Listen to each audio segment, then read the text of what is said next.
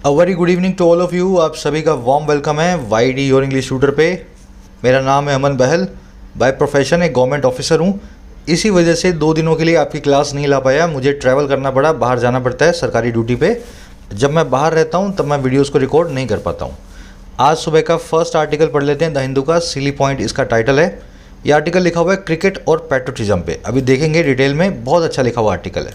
Channel को subscribe कर लेना। सारा exam related, exam relevant content मैं आपको यहाँ पे देता हूँ। आप जो भी मेरे साथ यहाँ पढ़ते हो, हर सेंटेंस की ग्रामर और वोकैब पे अलग से हम ध्यान देते हैं। आज की ग्रामर जो वोकैब आप सीखोगे, you will apply that knowledge in this quiz. 3 question है लेकिन तीनों ही धांसू हैं, समझ गए ना एग्ज़ाम वाले। कोशिश करो, पहले आप देख लो कोशिश करके, बाद में मैं आपको इनका जो है सोल्यूशन दूंगा। 3 में से 3 आपको नंबर मिलने चाहिए पूरी वीडियो देखने के बाद। शुरू कर लेते हैं, आइए कुछ नया सीखते हैं।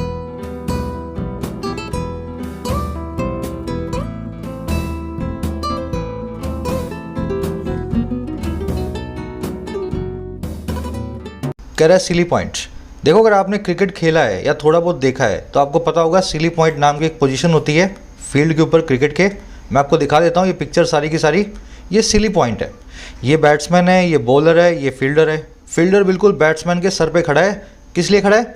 ताकि बैट्समैन को दबाव में लाए। अब बैट्समैन बहुत सोच समझ करके शॉट को खेलेगा कि बॉल जो है इसके हाथ में कभी भी आ सकती है।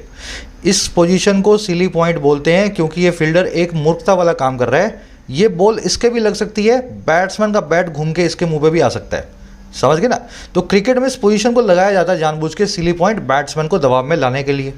अब क्रिकेट से आ जाओ रियल लाइफ पे। सिली पॉइंट का मतलब रियल लाइफ में होता है बेवकूफ़ी भरे कारनामे, समझ गए ना। कुछ ऐसा काम कर दिया जो बिल्कुल फुलिशनेस वाला है, I can call it a silly point. तो कह रहा है बेवकूफ़ी भरा कारनामा, समझ गए ना। क्रिकेट से इसने लिंक किया है। अब बात किसकी कर रहा है? कह रहा है on linking cricket to patriotism. कह रहा है बात कर रहा हूँ मैं लिंक करने की क्रिकेट को देशभक्ति के साथ, पैट्रियोटिज्म के साथ। तो देशभक्ति अपनी जगह है, क्रिकेट अपनी जगह है, ऐसा इस एडिटोरियल का कहना है। दोनों को जोड़ दोगे तो सिली पॉइंट है, बेवकूफ़ी हो जाएगी। चलो अब आगे देखते हैं डिटेल में। सिली नाम के वर्ड को देख लें, इसको फुलिशनेस बोलते हैं, है ना।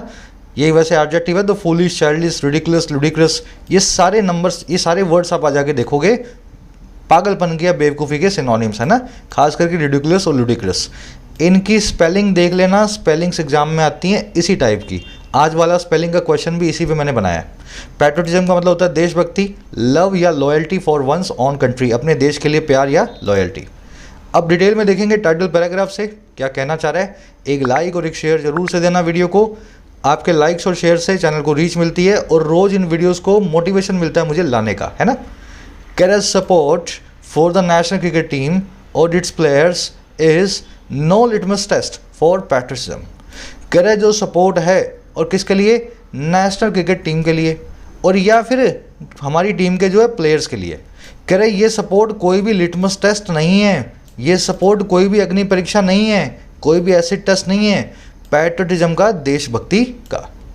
सबसे पहले समझो लिटमस टेस्ट क्या होता है।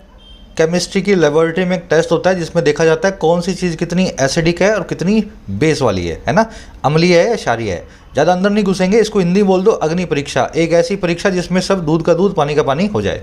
तो ये सपोर्ट दिखाना या ना दिखाना कोई भी अग्नि परीक्षा नहीं है आपकी देशभक्ति की। आप भारत से प्यार भी कर सकते हो और हो सकता है विराट कोहली के फैन ना हो। कहने का मतलब ये सपोर्ट की वर्ब है इस, पैट्रियोटिज्म देशभक्ति हो गई। अब फटाफट आगे बढ़ेंगे। मैं आपको इस आर्टिकल की सारी वोकैब दिखा देता हूँ ताकि आर्टिकल को स्मूथली पढ़ पाएं।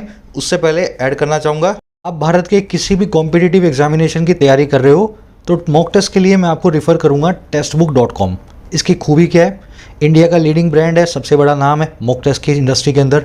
साथ में इसमें सभी एग्जाम्स का एक सिंगल पैकेज बना हुआ है। आप चाहे एसएससी की तैयारी कर लो, बैंक की कर लो, यूपीएससी की कर लो, स्टेट एग्जाम्स की, तो 400 एग्जाम्स इसमें कवर हो जाते हैं एक ही पैकेज में। 26,000 मॉक टेस्ट हैं। अब ये सभी 400 एग्जाम्स के 26,000 मॉक टेस्ट सिंगल पैकेज में मिलते हैं 399 में 1 साल के लिए, 699 में 3 सालों के लिए। लेकिन इस प्राइस पर डिस्काउंट ले लेना, कोड लगा लेना YT10। जैसे ही कोड लगाओगे 399 वाला 280 में, 699 वाला 490 में आपको मिल जाएगा 30% डिस्काउंट के साथ। लिंक डाल रहा हूँ कमेंट सेक्शन में ऐप का मैं। डिस्काउंट रहते हुए उसका फ़ायदा जरूर उठाएं, कोड लगाएं YT10। टेस्टबुक.com को एक बड़ा सा थैंक यू चैनल को सपोर्ट करने के लिए। चलिए ये अपनी वोकैबलरी है आज की।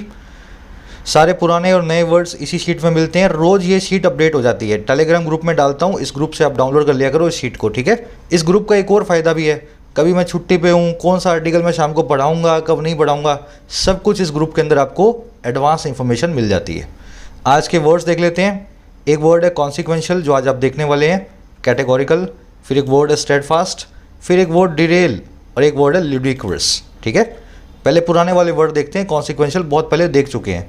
देखिए, कॉन्सिक्वेंस मतलब नतीजा, और कॉन्सिक्वेंशियल मतलब जिसका नतीजा बहुत आगे तक जाए, जो फार रीचिंग हो, जो अपने आप में बड़ा ही प्रभावी हो। समझ गए ना।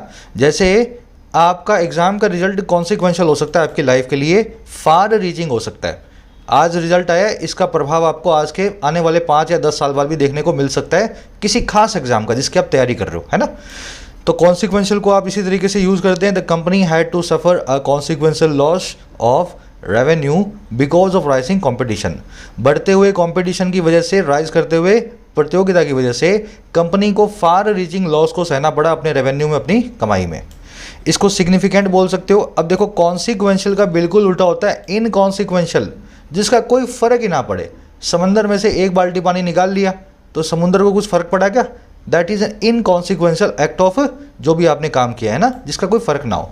इसको बिसाइड द पॉइंट भी बोलते हैं, इसको इररेलेवेंट भी बोल सकते हैं। बिसाइड द पॉइंट को आप आज आर्टिकल में देखोगे, समझ गए ना। कॉन्सिक्वेंशियल से जोड़ लेना। कॉन्सिक्वेंशियल मतलब जो रेलेवेंट हो, जिसका फ़र्क पड़ता हो। बिसाइड द पॉइंट मतलब जो रेलेवेंट ना हो, जिसका कोई फ़र्क ना पड़ता हो। चलिए, अगला वर्ड है कैटेगोरिकल। मैंने आपको बताया था ये वर्ड बना है कैटेगरी से। मैं आपसे कोई सवाल पूछूं, अब हाँ या ना में जवाब दोगे, है ना। कोई भी सवाल पूछा जाता है, उसका जवाब जनरली हाँ या ना में होता है ना, अगर साफ साफ देना चाहो तो दो ही कैटेगरी में जवाब आता है। तो क्लियर कट कोई चीज़ होती है, कोई जवाब होता है, उसको हम बोलते हैं कैटेगोरिकल। समझ गए। दो ही कैटेगरी हैं दुनिया में, हाँ या ना। इनके बीच में भी कई चीज़ें हो सकती हैं, लेकिन बेसिकली दो ही कैटेगरी होती हैं किसी भी सवाल के जवाब की। तो कैटेगोरिकल मतलब क्लियर कट। अब मैं इसको यूज़ करके दिखा देता हूँ। The people of the nation have shown their categorical support to the elected government. देश के लोगों ने अपना एब्सोल्यूट या क्लियर कट सपोर्ट दिखाया है चुनी हुई सरकार के लिए। तो एब्सोल्यूट है, क्लियर कट है, ठीक है ना। इसको एब्सोल्यूट बोल दो, अनइक्वी बोल दो, अनक्वालिफाइड बोल दो, जिसमें कोई क्वालिफिकेशन ना हो, जिसमें कोई रिस्ट्रिक्शन ना हो, एब्सोल्यूट, है ना। अनक्वालिफाइड को आज आप आर्टिकल में देखोगे। पूरा लिंक करके बताता हूँ मैं कहाँ से कहाँ तक, किस वर्ड तक हम आगे बढ़ रहे हैं। स्टेडफास्ट। स्टेडफास्ट वो होता है जो जिद्दी हो, हठी हो, है ना, बहुत ही ज़्यादा ढीठ हो। स्टबन बोल दो, लोयल बोल दो, फर्म बोल दो। अच्छे और बुरे मामले, दोनों ही मामले में आप स्टेडफास्ट हो सकते हैं। आप बहुत पढ़ने वाले बच्चे हैं, आपका एक गंदा दोस्त है जो आपको रोज़ परेशान करता है कि चलो आओ घूम के आते हैं। आप पढ़ाई लिखाई वाले आदमी हो तो आप स्टेडफास्ट हो, आपने बोल दिया भाई मैं पढ़ूंगा, ये मेरा पढ़ने का टाइम है। और स्टेडफास्ट वैसे जिद्दी भी हो सकता है, कोई आदमी जिसको मैंने समझाया कि आप पढ़ाई करो, वो कर ही नहीं रहा है, तो वो जिद्दी भी स्टेडफास्ट है। तो नेगेटिव और पॉजिटिव दोनों तरीके से जिद्दी को यूज़ करें। The accused killer remained steadfast in his belief that he had done the right thing to kill a criminal। जो ये किलर था, आरोपी, वो रिमेन रहा स्टेडफास्ट, वो जिद्दी रहा इस बात पे, इस बिलीफ में, इस विश्वास में कि उसने क्रिमिनल को मार के बहुत सही काम किया है। उसका कहना यही था कि इस आदमी को मार ही देना चाहिए, तो मैंने मारा है, मैंने कोई गलत काम नहीं किया। स्टेडफास्ट था।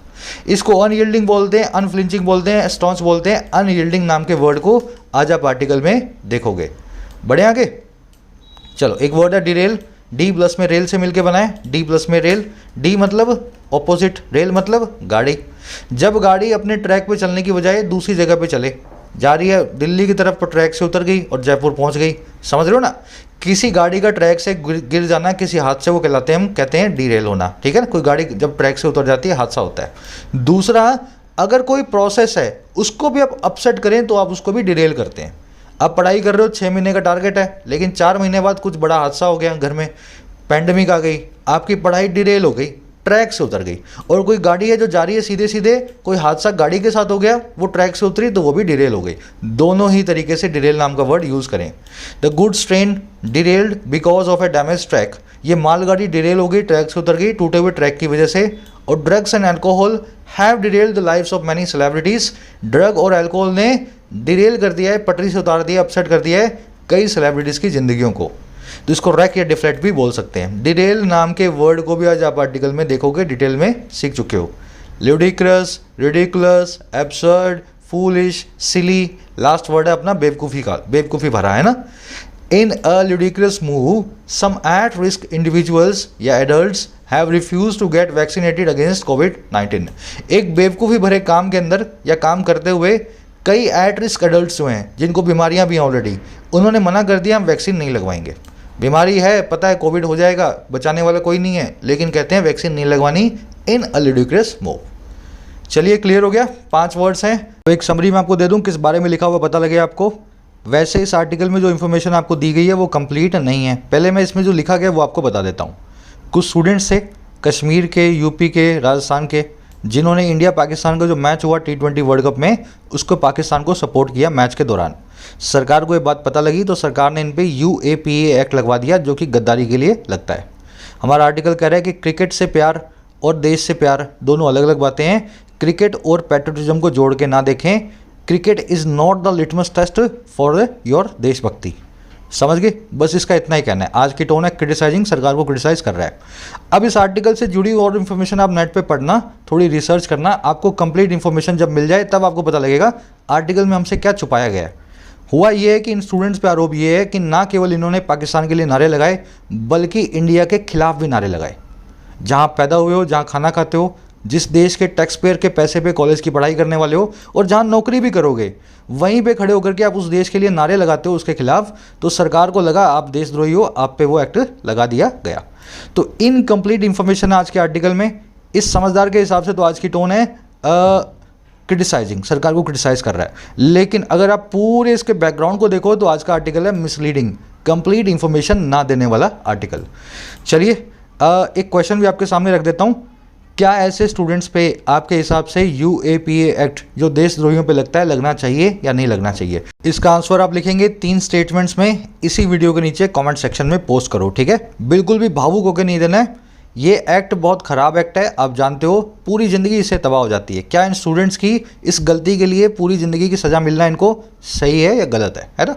चलो शुरू कर लेते हैं आर्टिकल को। अपनी ऐप को डाउनलोड कर लेना, YD your English tutor, play store पे अवेलेबल है। सारे क्वालिटी कोर्सेज बहुत ही अफोर्डेबल प्राइसेस में ऐप पे मिलते हैं। बेसिक से एडवांस इंग्लिश राइटिंग सिखा रहा हूँ आपको मैं। 25% कोर्स हो चुका है ना? 5000 स्टूडेंट्स में ऑलरेडी आ चुके हैं। फ़ायदा उठा लो अगर UPSC, बैंक, SSC, IELTS किसी भी एग्ज़ाम के लिए इंग्लिश को लिखना चाहते हो। बिल्कुल बेसिक से ही सिखाता हूँ मैं कैसे आपको पेन पकड़ना और कहाँ तक पहुँचना है। इस कोर्स की कीमत है 699, लेकिन दिवाली के मौके पे 31 अक्टूबर तक आपको मिल रहा है 475 रुपये में, इस कोड को लगा करके। फ़ायदा उठा लेना जब तक आपको मिल रहा है ना डिस्काउंट। इसी तरह से SSC बैंक्स के भी हैं, जो कॉम्बो है बैंकिंग का, प्री और मेंस 124 में मिल रहा है 199 की जगह, कोड लगा करके। अलग भी ले सकते हो आप, SSC का अलग से, बैंकिंग का अलग से, प्रीलिम्स का अलग से, मेंस का अलग से, सब आपको कोर्सेज भी 50-100 रुपये में अवेलेबल है। कोई भी क्वेरी हो ऐप रिलेटेड इस नंबर पे व्हाट्सअप करें, आपको व्हाट्सअप रिप्लाई मिल जाएगा, है ना? व्हाट्सअप करना। चलो, कह रहा people who allegedly celebrated the victory of Pakistan against India in a T20 cricket World Cup match on October 24th are facing the brunt of the state। सबसे पहले बता रहा है बैकग्राउंड, हुआ क्या है। कह रहे वो पीपल, वो लोग जिन्होंने allegedly, कथित तौर पे सेलिब्रेट किया विक्ट्री को, मनाया जीत को, और किसकी? पाकिस्तान की। और किसके खिलाफ? इंडिया के खिलाफ। और कब? एक T20 cricket world cup match में। और कब? जो 24 अक्टूबर को हुआ था। कह रहा है इस टाइप के जो लोग हैं ना, जो इस काम को कर रहे थे, ये फेस कर रहे हैं ब्रंट को, ये सह रहे हैं जो है चोट को। ब्रंट का मतलब होता है चोट, है ना, किसी चीज़ का ब्लो या हिट। ये मार सह रहे हैं स्टेट की, हमारे देश की। अब इन लोगों को अपना हर्जाना देना पड़ रहा है इस काम को करने का। समझ गए? पीपल की वर्ब है are facing the brunt. To face या bear the brunt of something का मतलब होता है किसी चीज़ के दुष्परिणामों को झेलना, बैड कॉन्सिक्वेंसेस को बेयर करना। इसको टू फेस द म्यूजिक भी बोलते हैं। कोई गलती की है, सज़ा मिलेगी, तो आप बोल सकते हो I have to face the music now, या आई हैव टू बेयर या face the brunt of this blunder now. अच्छा, हु आया पीपल के लिए इसकी वर्ब है सेलिब्रेटेड। अलेजेडली मतलब कथित तौर पे, ऐसा कहा जा रहा है। हो सकता है इन बच्चों ने कुछ भी ना किया हो, आगे जाके हमें पता लगे। अभी इन पे आरोप है अलेजेडली। बड़े आगे, ब्रंट में गलती होती है, इसको बर्न्ड लिख के दे देता है आपको एग्जामिनर। ये ब्रंट है BRUNT, ये BURNT, बर्न्ड वाला बर्न्ड नहीं है, याद रखना इस चीज़ को, ठीक है? कह रहा है all of them are Muslims, सभी के सभी बच्चे मुस्लिम्स हैं, सभी के सभी लोग मुस्लिम्स हैं। कह रहा है in Rajasthan a young school teacher has been terminated by a private school and the police have charged her under IPC section 153B for imputations, assertions, prejudicial to national integration. ये काम जो हुआ है कश्मीर में और राजस्थान में, पहले बता रहा है राजस्थान में क्या हुआ है, एक जवान स्कूल टीचर को, यंग नौजवान युवा स्कूल टीचर को टर्मिनेट कर दिया गया है। टर्मिनेट करना मतलब नौकरी से निकाल देना, है ना। ये लेडी है, एक वुमेन है, कह रहा है, और किसके द्वारा, एक प्राइवेट स्कूल के द्वारा। और पुलिस ने चार्ज किया इस लड़की को, चार्ज किया मतलब आरोप लगाना है इस पर, इसको अक्यूज़ किया है। और किसके अंडर, इस सेक्शन के अंडर जो सेक्शन बताता है इम्प्यूटेशंस को, असर्शन को, जो हमारे नेशनल इंटीग्रेशन के प्रेजुडिशियल हों। अब इसका मतलब क्या है, नेशनल इंटीग्रेशन मतलब राष्ट्रीय एकता, नेशनल यूनिटी। प्रेजुडिशियल का मतलब है हार्मफुल, आपके लिए खराब हो, डैमेजिंग हो, इंजूरियस हो, है ना। और असर्शन का मतलब होता है स्टेटमेंट, और इम्प्यूटेशन का मतलब होता है आरोप। तो इस लड़की को क्यों किया गया अंदर, मतलब क्यों आरोप लगाया गया इस पर, इसने आरोप लगाए हैं और स्टेटमेंट दिए हैं, ऐसे आरोप और ऐसे स्टेटमेंट जो हमारी राष्ट्रीय एकता के खिलाफ हैं। इस मामले में 153B के अंदर इसको चार्ज किया गया है। समझ गए। यंग स्कूल टीचर की वो has been terminated, passive voice में इसको टर्मिनेट किया गया। टर्मिनेट करना मतलब नौकरी से निकालना, फायर करना, सैक करना, डिसमिस करना। अब देखो इस पर एक इडियम बनती है, to give the sack, to give someone the sack, मतलब बोरिया बिस्तर दे के घर भेज देना, किसी को नौकरी से निकाल देना। इस इडियम को याद रखें, to give someone the sack, किसी को नौकरी से निकालना। पुलिस को प्लूरल वर्ब दी जाती है जनरली, तो पुलिस हैव चार्ज्ड, इम्पुटेशन, असर्शन, ये सब आप जान गए हो। प्रेजुडिशियल, हार्मफुल, डैमेजिंग, इंजूरियस, सबके बाद में टू प्रेपोजिशन है, फिक्स है। इंटीग्रेशन मतलब एकता, यूनिटी। अब बताएगा JNK में क्या हुआ। Current JNK, the police have registered 2 cases against non persons under the UAPA act, unlawful activity prevention act and other sections. करें JNK में क्या हुआ, पुलिस वालों ने रजिस्टर किया है 2 केसेस को कुछ अननोन पर्सन के खिलाफ, ऐसे बच्चे, ऐसे लोग जिनके बारे में नाम हमें पता नहीं है ना, इस एक्ट में और दूसरे सेक्शंस के अंदर भी। अब देखो सरकार का कोई भी एक्ट हो उसका नाम हमेशा कैपिटल में रखें, पहला वाला अक्षर UAPA, देख रहे हो ना, अनलॉफुल, फिर एक्टिविटीज़ का ए बड़ा, और एक्ट के आगे हमेशा द लगाना है। कोई भी एक्ट हो, सरकार का कोई भी एक्ट हो सरकारी, उसके आगे हमेशा द लगा के आप उसको बताते हैं। बढ़ते हैं आगे। पुलिस की वो हैज रजिस्टर्ड, कह रहा है in UP 3 students from JNK have been charged under IPC sections 153A promoting enmity between groups, 505 creating and publishing content to promote enmity, and later section 124A sedition। अब बता रहा है UP में क्या हुआ, तीसरी स्टेट में। कह रहा है उत्तर प्रदेश, जहाँ पे 3 स्टूडेंट्स जो आए थे JNK से, जम्मू एंड कश्मीर से, इनको चार्ज किया गया इन सारे सेडिशंस वाले एक्शंस के अंदर, है ना, एक्ट्स के अंदर। पहला सेक्शन है ये वाला जो प्रमोट करने के लिए होता है दुश्मनी को, एनमिटी को, करवाट को ग्रुप्स के बीच में। आपने नारे लगा दिए हिंदुस्तान के खिलाफ, है ना, लेकिन आपकी वजह से आसपास दंगा हो गया, तो इस तरह का काम आपने किया है। फिर 505 है जिसके अंदर आप एनमिटी को प्रमोट तो करते हो लेकिन ऑनलाइन करते हो कुछ ऐसा आर्टिकल लिख करके। फिर 124 ये लग जाता है जो लगता है सेडिशन के लिए, राजद्रोह के लिए, देश से गद्दारी के लिए। तो ये भी इन स्टूडेंट्स पे लगाया गया, 3 स्टूडेंट्स पे। 3 students have been charge, passive voice में चार्ज का मतलब होता है आरोप लगाना, किसी को केस चलाना, उसके ऊपर आरोप लगा के। सेडिशन मतलब राजद्रोह, ट्रीजन या रेबेलियन भी इसको बोल सकते हैं। कह द विजडम, प्रोप्राइटी और acceptability of celebrating Pakistan victory is beside the point. कह रहे जो विजडम है, जो समझदारी है, जो प्रोप्राइटी है, जो कि अप्रोप्रिएटनेस है, उचितता है, और जो एक्सेप्टेबिलिटी है, किसी चीज़ को मान लेने की जो क्वालिटी है ना, एक्सेप्ट कर लिए जाने की जो उसकी क्वालिटी है। कह रहे जो समझदारी है और जो उचितता है और जो एक्सेप्टेबिलिटी है, और किसको, पाकिस्तान की जीत को सेलिब्रेट करने की। कह रहे ये बिसाइड द पॉइंट है, ये बिल्कुल भी इररिलेवेंट है। यहाँ पे पाकिस्तान को सेलिब्रेट करने के लिए इन लोगों पे जो बड़े बड़े एक्ट लगे हैं, बिल्कुल इररिलेवेंट सी बात हुई है। इतना बड़ा इन्होंने काम किया नहीं था पाकिस्तान की जीत को मना करके। इन तीनों की वर्ब है इज, तीनों और से जुड़े हुए हैं। टेक्निकली यहाँ भी और आना चाहिए था, विजडम और प्रोप्राइटी और एक्सेप्टेबिलिटी, है ना। उससे क्या होता है, तीनों सिंगुलर की तरह बिहेव करते हैं और सिंगुलर वर्ब यहाँ पे जस्टिफाइड होती। वैसे ये तीनों को और से इसने जोड़ा हुआ अपने हिसाब से, तो है ना। और से जुड़ने वाले नाउन्स हमेशा सिंगुलर ही रहते हैं अगर वो खुद भी सिंगुलर हैं तो। बिसाइड द पॉइंट का मतलब है of the mark, wide of the mark, beside the question, समझ गए ना। जो चीज़ रेलेवेंट ही ना हो, इनकॉन्सिक्वेंशियल हो। समंदर में से पानी निकाल लिया, एक बाल्टी, बताया ना आपको मैंने, दिस इज इनकॉन्सिक्वेंशियल या बिसाइड द क्वेश्चन। ये कोई भी ऐसा सवाल नहीं है जिससे समुद्र के ऊपर कुछ फ़र्क पड़े, है ना। आगे बढ़े।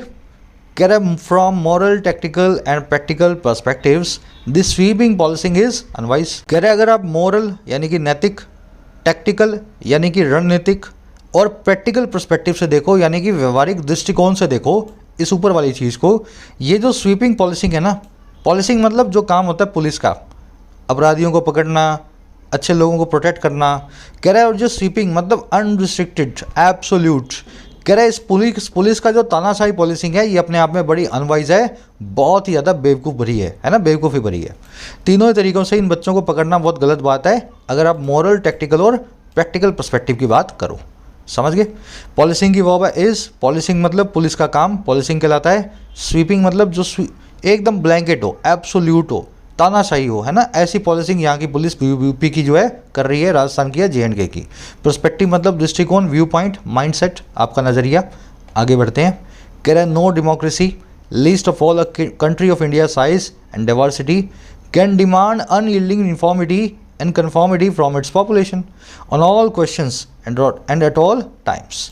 कह रहा है कोई भी डेमोक्रेसी नहीं, दुनिया की कोई भी जनतंत्र नहीं।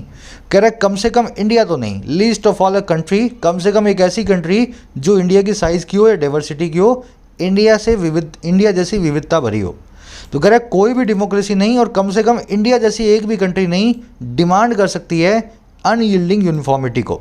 अनयील्डिंग का मतलब होता है स्टेडफास्ट, एकदम अड़ियल, एकदम जिद्दी, है ना। तो जिद्दी यूनिफॉर्मिटी और कन्फॉर्मिटी को डिमांड नहीं कर सकती है अपने पॉपुलेशन से, अपने लोगों से। अब यूनिफॉर्मिटी कन्फॉर्मिटी क्या होता है? फॉर्म मतलब रूप, यूनो मतलब एक, कन मतलब साथ में।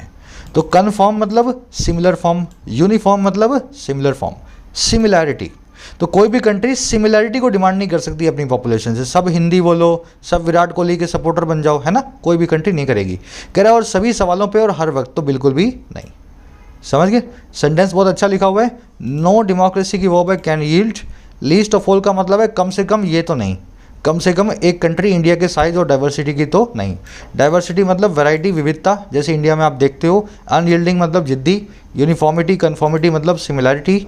आगे बढ़ा जाए। कह रहा है it is unlikely that any of these charges will stand judicial scrutiny but that only makes this spectacled a ridiculous distraction for the stressed law enforcement system. कह रहा है ये चीज़ बड़ी अनलाइकली है, ये चीज़ बड़ी ही संभावित नहीं है ना, इम्पॉसिबल जैसी है कि इनमें से कोई भी चार्ज जो ऊपर लगाए गए बच्चों पे ये स्टैंड करेगा जुडिशियल स्क्रूटनी को, ये खड़ा रहेगा जज साहब की निगाह के सामने। When you stand judicial scrutiny मतलब आप न्यायिक जांच के अंदर भी खरे पाए गए हो, तो इनमें से कोई भी चार्ज जो है खरा नहीं पाया जाएगा। ये बहुत अनलाइकली है अगर पाया जाए तो। वो कह रहा है लेकिन ये चीज़ महज इस चीज़ को बनाएगी, इस स्पेक्टेकल को, इस ड्रामा को। स्पेक्टेकल का मतलब होता है नज़ारा, डिस्प्ले, सीन, ड्रामा। कह रहा है लेकिन ये सारी चीज़ जो हुई है ना, ये इस ड्रामा को बना देगी एक रिडिकुलस सी डिस्ट्रैक्शन, एक बेवकूफ़ी भरी डिस्ट्रैक्शन, ध्यान भटकाने वाली चीज़। और किसके लिए? ऑलरेडी स्ट्रेस जो हमारी लॉ इन्फोर्समेंट सिस्टम है, पहले से ही बहुत ज़्यादा बोझिल, स्ट्रेस्ड, बर्डन जो हमारी कोर्ट्स है। समझ गए ना? तो कह रहा है कोर्ट में कुछ भी नहीं होने वाला इनको, कोर्ट में जाएंगे, कोर्ट निष्पक्ष है, जुडिशियल स्क्रूटनी में ये सारे चार्ज इन बच्चों पे ड्रॉप होंगे ही। बड़ा अनलाइकली है अगर इनके ऊपर कोई चार्ज लग जाए कोर्ट में। कह रहा है लेकिन फिर भी ये जो काम किया गया है, जो ड्रामा किया गया है, ये बेवकूफ़ी भरी एक डिस्ट्रैक्शन है हमारी कोर्ट्स के लिए, जो पहले से स्ट्रेस्ड हैं, जिनके ऊपर पहले से ही बहुत सारे केसेस का बर्डन है ना। इट की वर्ब है इज़, चार्जेस की वर्ब है will stand. When you stand something, आप उस चीज़ के सामने खड़े उतरते हो। दैट की वर्ब है मेक्स, स्पेक्टेकल मतलब ड्रामा, नज़ारा, डिस्प्ले, सीन। रिडिकुलस मतलब बेवकूफ़ी भरा, सिली, रिडिकुलस, फुलिश, है ना।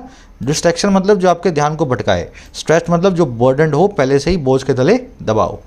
समझ पा रहे हो ना? सब कुछ थोड़ा मुश्किल लिखा हुआ है लेकिन पीस बाय पीस पढ़ना है अपने को। आगे करें far from enforcing national integration as the purported aim of this heavy-handed police action is, it will only brew more resentment and social disharmony apart from derailing young lives।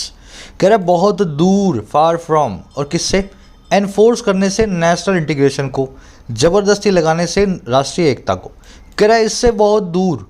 कह रहा है जैसा कि परपोर्टेड एम है भी, जैसा कि कथित तौर पे ऑब्जेक्टिव या मकसद है भी, इस हैवी हैंडेड, इस बहुत ही स्ट्रिक्ट पुलिस एक्शन का इज़, है ना, है। कह रहा है जैसा इसका परपोर्टेड एम है उससे बहुत दूर ये जो है ना, ये एक्शन, ये विल ओनली ब्रू, ये महज ब्रू करेगा, प्रोवोक करेगा, भड़काएगा और ज़्यादा रिसेंटमेंट को, कड़वाहट को, और समाज में डिसहार्मनी को, समाज में फ्रिक्शन को, है ना, डिस्कॉर्ड को, डिसएग्रीमेंट को, और साथ ही साथ अपार्ट फ्रॉम डिरेल करने के यंग लाइफ्स को, ऐसी लाइफ्स को जो कि यंग है उनको डिरेल करना मतलब पटरी से उतारना, अपसेट करना। समझ गए। तो कह रहा है कोई नेशनल इंटीग्रेशन इससे होने वाला नहीं है। अगर इन बच्चों ने कुछ ऐसा काम किया है, आप जो भी एक्शन इन पे लगा रहे हो, नेशनल इंटीग्रेशन का कोई भी उसका कोई कनेक्शन नहीं है, क्योंकि इससे समाज में कड़वाहट फैलेगी, लोगों में डिसार्मनी आएगी और यंग लाइफ्स को आप बर्बाद भी कर दोगे। समझ गए। एम की वर्ब है इज, इट की वर्ब है विल ओनली ब्रू, रिसेंटमेंट मतलब नाराजगी, डिसअफेक्शन, हेट, एंगर, बिटरनेस, डिसार्मनी मतलब डिस्कॉर्ड, कंटेंशन, है ना, समाज के अंदर झगड़े, डिरेल करना मतलब पटरी से उतारना, डिस्ट्रॉय करना, अपसेट करना। अच्छा, परपोर्टेड और अलेजिड में कोई ज़्यादा फर्क नहीं है। अलेजिड वो होता है जो अभी माना जा रहा है ना, कथित तौर पे। परपोर्टेड का मतलब है हमने मान ही चुके हैं, प्रूव नहीं कर सकते लेकिन मान ही चुके हैं हम जिस चीज़ को, है ना। सरकार की इस पॉलिसी का यही मकसद है, हम मान ही चुके हैं, बीजेपी यही चाहती है, हम मान ही चुके हैं। समझ गए ना। एलिजिड और परपोर्टेड दोनों सिनोनिम है, लेकिन परपोर्टेड में वाइडली किसी चीज़ को बिलीव किया जाता है ना। अच्छा, हैवी हैंडेड, हाई हैंडेड और अंडर हैंडेड 3 वर्ड बनते हैं हैंडेड से। मैं आप सभी से चाहूँगा वीडियो को पॉज करके तीनों का मीनिंग निकालने की कोशिश करो अपने दिमाग में, और जिनको आ जाए डालना कमेंट्स में। मैं तो करवा दूंगा, आपको आना चाहिए। Heavy handed, high handed, under handed. Under handed मतलब under the table, under hand मतलब टेबल के नीचे आपका हाथ है, कोई डिसऑनेस्ट बात आप करोगे, कोई गलत काम आप करने वाले हो। अंडर हैंडेड मतलब डिसऑनेस्ट, ठीक है, चालाकी भरा, जो आपको मिसलीड करे। हाई हैंडेड का मतलब है जिसमें आपका हैंड हाई हो, आप एरोगेंट होकर के किसी काम को करें, ठीक है। आप अपनी ह्यूब्रिस को दिखाएं, आप अपने प्राउड को दिखाएं, सामने वाले को बताएं देखो मेरा हाथ आपके ऊपर है, मैं आपसे बड़ा आदमी हूँ। समझ गए। हैवी हैंडेड में आपका हैंड बड़ा हैवी हो जाता है, आप स्ट्रिक्ट हो जाते हो, अपने से नीचे वालों को बड़ी हार्श पनिशमेंट देते हो, है ना, बहुत ही ज़्यादा फर्म या स्ट्रिक्ट होकर के आप किसी काम को करते हो मजबूत हाथों से। तो हैवी हैंडेड मतलब तानाशाही, हाई हैंडेड मतलब एरोगेंट, अकड़ू, और अंडर हैंडेड मतलब धोखेबाज या डिसऑनेस्ट या जो है, समझ गए ना, चालाक। तो ये हैंडेड से 3 वर्ड्स बनते हैं, याद रखना। अपार्ट फ्रॉम और बिसाइड्स में आप फ़र्क जानते होंगे, नहीं जानते हो तो डिफरेंस देख लो। बिसाइड्स का मतलब होता है साथ ही साथ, अपार्ट फ्रॉम का मतलब होता है साथ ही साथ, लेकिन बिसाइड्स जो है सिर्फ पॉजिटिव सेंस में यूज़ करेंगे, अपार्ट फ्रॉम दोनों सेंस में आ जाता है, पॉजिटिव और नेगेटिव। जैसे अपार्ट फ्रॉम या besides the host, Mohini didn't know anyone in the party.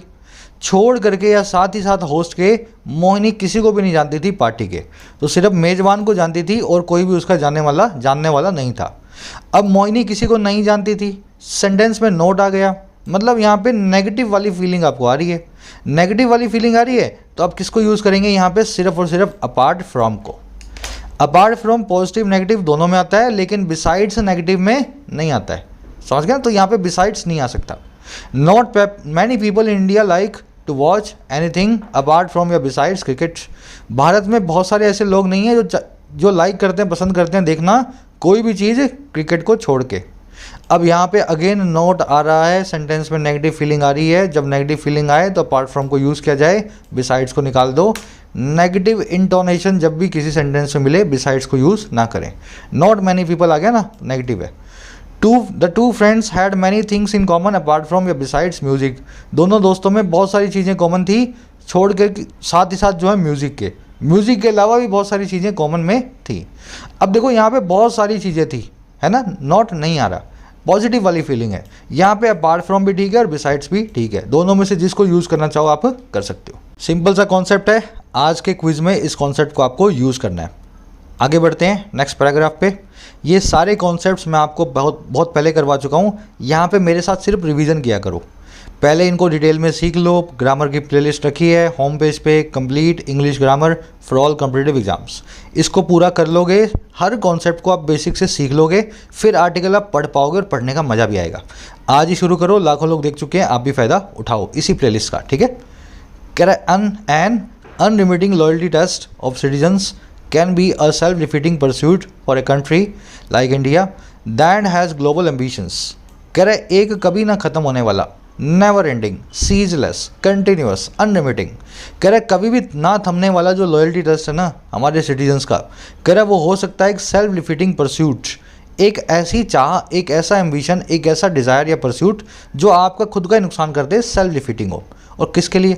एक देश के लिए जो इंडिया जैसा है, जिसकी ग्लोबल एम्बिशंस हैं, जो दुनिया में एक हेजेमन, एक सुपर पावर बनना चाहता है।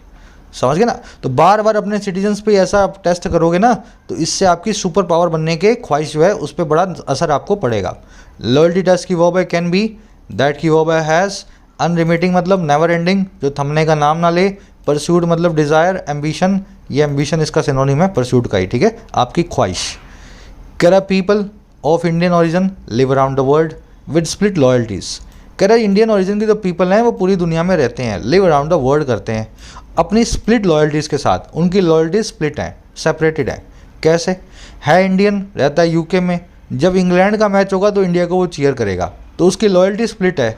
वीज़ा यूके का है, पासपोर्ट यूके का है, सिटीजनशिप यूके की है, लेकिन इंडिया को चीयर करेगा क्योंकि वो इंडिया में पैदा हुआ था। तो इस तरह का इंडिया के साथ केस बहुत जगह आप देखने को मिलेगा। पीपल की वर्ब होगी लिव। कह रहा there are US citizens who chant victory for India at gatherings in their home countries addressed by PM Indian prime minister, and there are British and American citizens who boo their own country in favour of India during sporting events. कह रहा है ऐसे US citizens हैं, US के नागरिक हैं जो chant करते हैं, जो जाप करते हैं विक्ट्री का इंडिया के लिए ऐसी गैदरिंग्स में, ऐसे जमावड़ों में जो उनके होम कंट्री में होता है और जिसको एड्रेस किया जाता है इंडिया के पीएम के द्वारा। तो अगर इंडियन पीएम जो है टेक्सास में गए, वहाँ पे यूएस सिटीजन आया और उसने इंडिया के पीएम को बड़े अच्छे से जो है ट्रीट किया है ना, उसकी विक्ट्री के लिए चैंट किया। कह रहे ऐसे यूएस सिटीजन भी आपको देखने को मिलेंगे, और ऐसे ब्रिटिश और अमेरिकन सिटीजन भी मिलेंगे जो अपनी कंट्री को बू करते हैं, अपनी कंट्री के लिए लैक ऑफ सपोर्ट दिखाते हैं, और कब? इंडिया के लिए फेवर में स्पोर्टिंग इवेंट्स के दौरान। तो ऐसा ब्रिटिश या अमेरिकन आपको कोई मिल जाएगा दर्शक जो इंडिया के खिलाफ मैच हो रहा हो उनकी धरती पे ही और इंडिया को सपोर्ट कर रहा हो, अपनी कंट्री को बू कर रहा हो। समझ गए? यूएस सिटीजन्स की वर्ब है आर, हु की वर्ब है चैंट। ब्रिटिश अमेरिकन सिटीजन्स की वर्ब है आर, हु की वर्ब है बू। बू का मतलब है शो लैक ऑफ सपोर्ट। आगे बढ़ते हैं, सिंपल सेंटेंसेज हैं। कह रहे sports teams around the world have members of foreign origins. कह रहे स्पोर्ट्स टीम है जो पूरी दुनिया की, उनमें मेंबर्स हैं फॉरेन ओरिजिन के, किसी टीम में कोई दूसरा मेंबर है ना, इस तरह से स्पोर्ट टीम भी मिक्सिंग में चल रही है आजकल। टीम्स की वर्ब है अराउंड द वर्ल्ड। कह रहा infusion of toxic hyper nationalism in sports is bad in such a world, more so for India. कह रहा इन्फ्यूजन का जो काम है, मिक्सिंग का जो काम है, फिलिंग का जो काम है, इस टॉक्सिक, इस विट्रियोलिक, इस पॉइजनस, इस जहरीले हाइपर नेशनलिज्म का, जरूरत से ज़्यादा देशभक्ति का। कह रहा है और किस में? स्पोर्ट्स में, खेलों में। स्पोर्ट्स के अंदर जरूरत से ज़्यादा देशभक्ति को जो मिक्स करने का काम है, कह रहे वो बैड है एक ऐसी दुनिया के लिए, इंडिया के लिए नहीं, दुनिया की हर कंट्री के लिए ये काम बहुत बुरा है। कह रहा और भी ज़्यादा है, मोर सो, ये चीज़ और भी ज़्यादा है इंडिया के लिए, फॉर इंडिया। समझ गए? तो ये सारी दुनिया के लिए बुरा है और इंडिया के लिए ज़्यादा बुरा है। इन्फ्यूजन की वर्ब है इज़। इन्फ्यूजन का मतलब है मिक्स करना, फिल कर देना। हाइपर नेशनलिज्म मतलब जरूर से ज़्यादा देशभक्ति। मोर सो का मतलब है जो चीज़ आपको बताई गई है ये और भी ज़्यादा अप्लाई होगी। समझ गए ना? मोर सो मतलब जो चीज़ आपको बताई है ये और भी ज़्यादा अप्लाई होगी। आगे बढ़ते हैं, ये एक एडवर्ब होती है।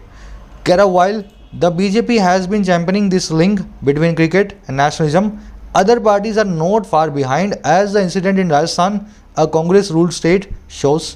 कह रहे जहाँ बीजेपी चैंपियन कर रही है, देखिए चैंपियन एक तो होता है विजेता नाउन फॉर्म में, और चैंपियन वर्ब फॉर्म में होता है किसी चीज़ का विजेता बनना, किसी चीज़ के अंदर महारत हासिल कर लेना, किसी चीज़ का बहुत सपोर्ट करना, एडवोकेसी करना। कह रहे जहाँ पे बीजेपी को महारत मिल गई है, एक्सपर्ट बन चुकी है, जहाँ पे बीजेपी पूरी तरफदारी भी करती है इसी लिंक की, इसी रिलेशन की जो है क्रिकेट और देशभक्ति के बीच में। कह रहे जहाँ ऐसा होता है, दूसरी पार्टीज भी बहुत पीछे नहीं है। कह रहे क्योंकि जो इंसिडेंट है राजस्थान वाला, जो एक कांग्रेस रूल्ड स्टेट है, कह रहा है वो भी दिखाता है। तो बीजेपी की तरह कांग्रेस भी कर रही है, आम आदमी पार्टी भी कुछ ऐसी ऐसी बातें ही कर रही हैं। समझ गए? बीजेपी की वर्ब है हैज़ बीन चैंपियनिंग, अदर पार्टीज की वर्ब है आर, इंसिडेंट की वर्ब है शोस। पॉलिटिकल पार्टीज हमेशा अपने पहले द लेंगी, कांग्रेस के पहले नहीं लगा हुआ है क्योंकि ये अ जो आया है ना, ये कांग्रेस रूल्ड नाम के एडजेक्टिव के बाद रखे हुए नाउन के लिए आया है।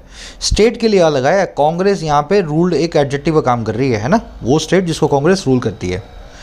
कह रहा AAP in Delhi was one step ahead and questioning Narendra Modi government for allowing the cricket match with Pakistan.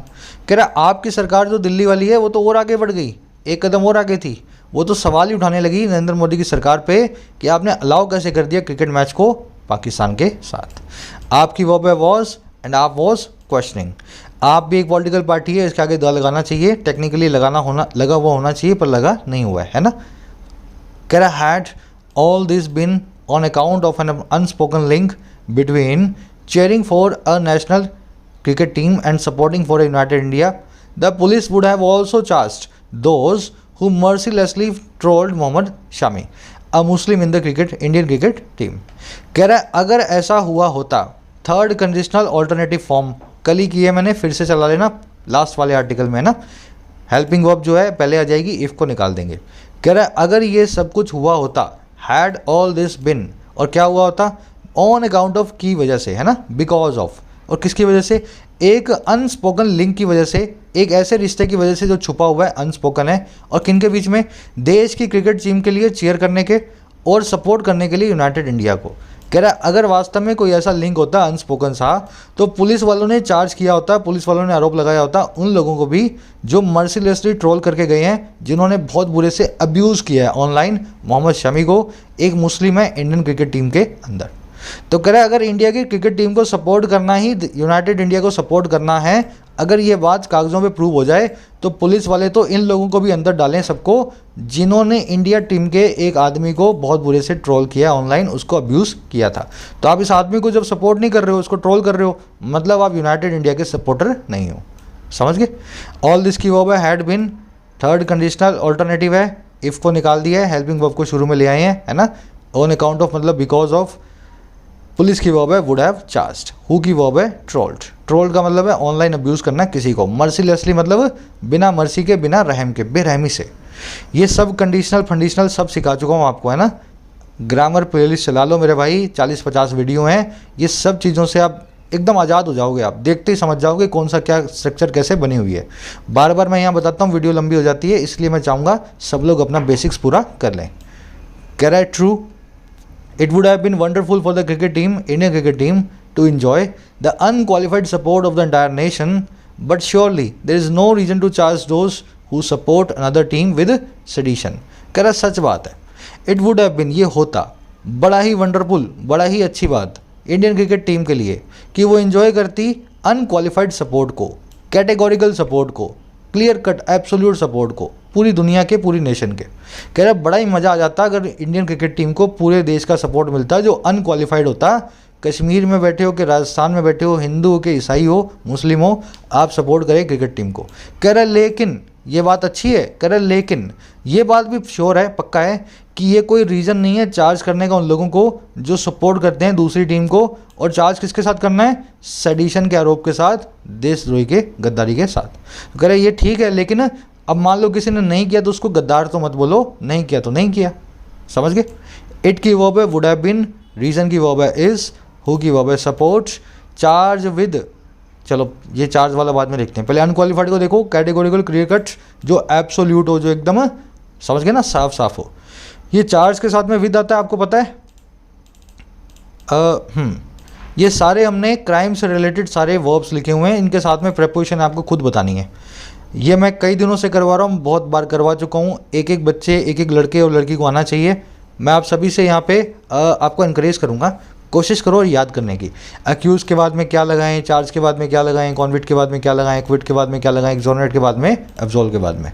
जिनको आता है कमेंट्स में डालना, जिनको नहीं आता है कमेंट से जाके पढ़ना, है ना। चलो, कह रहा Indian state looks silly now and the whole episode बोर्ड ill for cricket and the country. कह रहा है भारत सरकार सिली दिखती है, पागलपन वाली जो है, बेवकूफ़ी वाला काम करती हुई दिखाई दे रही है, और जो पूरा एपिसोड है, पूरा जो ड्रामा है, ये बोर्ड इल करता है, ये फोरकास्ट करता है, प्रिडिक्ट करता है बुरी चीज़ों को क्रिकेट के लिए और देश के लिए। समझ गए ना। तो आने वाले टाइम में क्रिकेट का भविष्य अच्छा नहीं होगा, मतलब हारमोनी नहीं रहेगी क्रिकेट में, इस पूरे ड्रामे के बाद हमें ऐसा लगता है। स्टेट की वर्ब है लुक्स, एपिसोड की वर्ब है बोर्ड इल। बोर्ड मतलब आगे का बताना, इंडिकेट करना। बोर्ड वेल करोगे तो आप अच्छा इशारा करोगे, बोर्ड इल करोगे तो आप बुरे संकेत दोगे, तो बुरे संकेत है क्रिकेट के लिए। चलिए, बहुत सिंपल सा आर्टिकल था, कुछ सेंटेंसेस थोड़े से कॉम्प्लिकेटेड थे, लेकिन स्ट्रक्चर हम उनकी समझ चुके हैं। फटाफट से अपने क्विज पे आ जाओ। क्वेश्चन दे रहा हूँ सिर्फ 3, कितने 3, थोड़े से मुश्किल हैं, थोड़े से टेढ़े हैं। ये वाला तो आसान है, अपार्ट फ्रॉम और क्या लगाओगे यहाँ पे आपको चूज़ करना है। फिर करेक्ट स्पेलिंग निकालनी है, कौन सी चारों में से करेक्ट लिखा हुआ वर्ड है। और लास्ट में मैंने आपको एक कंडीशन दी है, a serial killer was given a rap on the wrist by a king, या the king was told to abstain from killing innocents. Which of the following alternatives express the nature of treatment given to the criminal? एक serial killer था, उसको rap on the wrist दिया गया। Rap on the wrist का मतलब है छोटी सी सज़ा, काम बड़ा किया है लेकिन आपको छोटा सा सज़ा मिली है, रैप ऑन द रिस्ट। तो उसको एक छोटी सी सज़ा दी गई राजा के द्वारा और उसको टोल्ड किया गया, उसको ऑर्डर दिया गया कि अब आप परहेज़ करोगे लोगों को मारने से। समझ गए ना, किलर है पकड़ा लेकिन उसको बोला समझाया मत मारना। कह रहा है इनमें से कौन सा ऑल्टरनेटिव राजा की इस ट्रीटमेंट जो उस क्रिमिनल को दी गई है उसको इंडिकेट करेगा, boarding well, heavy handed, high handed या इनकॉन्सिक्वेंशियल। कोशिश करो तीसरा वाला मैं करवा देता हूँ आपको, है ना। चलो, बॉर्डिंग वेल का मतलब होता है अच्छे संकेत देने वाला। अच्छा संकेत तो भाई साहब यहाँ पे कुछ आया नहीं, इस आदमी को तो लटका देना चाहिए था जब आपको पता लगा यही है ना। तो बोर्ड वेल तो बिल्कुल गलत है। हैवी हैंडेड का मतलब होता है बहुत ही स्ट्रिक्ट। जब आप रैप ऑन द रिस्ट दे रहे हो तो हैवी हैंडेड तो बिल्कुल भी नहीं हो, आप बड़े ही नरमाई से पेश आ रहे हो इस कातिल के साथ, हैवी हैंडेड भी नहीं है। हाई हैंडेड का मतलब होता है प्राउड, अकड़ू। तो राजा ने कोई अकड़ू पना यहाँ पे नहीं दिखाया, राजा ने पागल पने वाला काम किया, अकड़ू पने वाला काम नहीं किया। इनकॉन्सिक्वेंशियल का मतलब होता है इररेलेवेंट, इररेलेवेंट, जिसका कोई कॉन्सिक्वेंस ही ना हो। इस आदमी को जो छोटी सी आपने सज़ा दी है, क्या इसके बर्ताव में कोई चेंज पाओगे?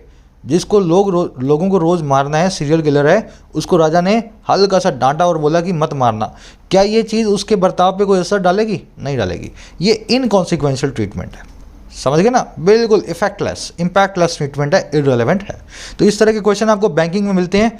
डी आपका आंसर है, ए और बी दोनों के आंसर आपको कमेंट्स में मिलेंगे। आउट ऑफ 3 आपको कितने मार्क्स मिले ज़रूर बताना कमेंट्स में। एक लाइक और एक शेयर वीडियो को। कोई भी क्वेरी हो कोर्स से रिलेटेड इस नंबर पे व्हाट्सअप करें, या ऐप में भी चैटिंग का ऑप्शन है, आप मुझसे चैट कर सकते हो अपनी क्वेरी को लेकर के ऐप से ही।